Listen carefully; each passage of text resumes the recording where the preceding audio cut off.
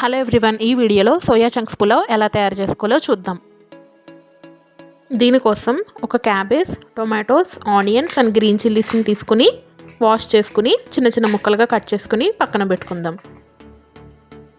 మీరు ఇందులో ఇంకా పొటాటో, బీన్స్, క్యాప్సికమ్, క్యారెట్ లాంటివి కూడా యాడ్ చేసుకోవచ్చు. నేనైతే సింపుల్ ఇంగ్రీడియంట్స్తో తయారు చేసి చూపించబోతున్నాను. ఆనియన్స్ని ఇలా నిలువుగా కోసుకొని పక్కన పెట్టుకుందాం. ఆనియన్స్ని ఇలా నిలువుగా కోసుకోవడం వల్ల పులావ్లో చాలా టేస్ట్గా ఉంటాయండి. ఇప్పుడు ఇదే విధంగా గ్రీన్ చిల్లీస్ని కూడా నిలువుగా కోసుకొని పక్కన పెట్టుకుందాం. చివరగా క్యాబేజ్ని కూడా చిన్న చిన్న ముక్కలుగా కట్ చేసుకుని పక్కన పెట్టుకుందాం.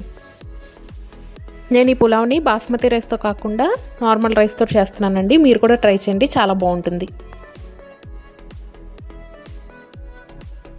వెజిటేబుల్స్ అన్నీ కట్ చేసుకున్నాక ఒక బౌల్లోకి ట్రాన్స్ఫర్ చేసుకుందాం.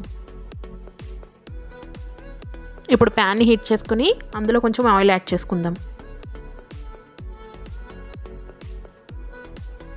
ఆయిల్ హీట్ అయ్యాక మసాలా స్పైసెస్ని కూడా యాడ్ చేసుకుని బాగా మిక్స్ చేద్దాం.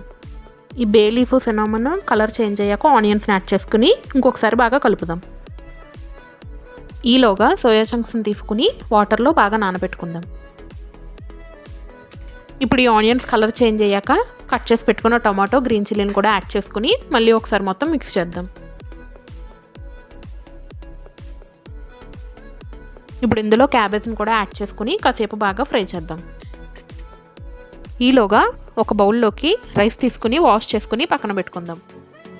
ఈ పులావ్ని కుక్ చేసుకోవడానికి నేను రైస్ కుక్కర్ యూస్ చేస్తున్నానండి.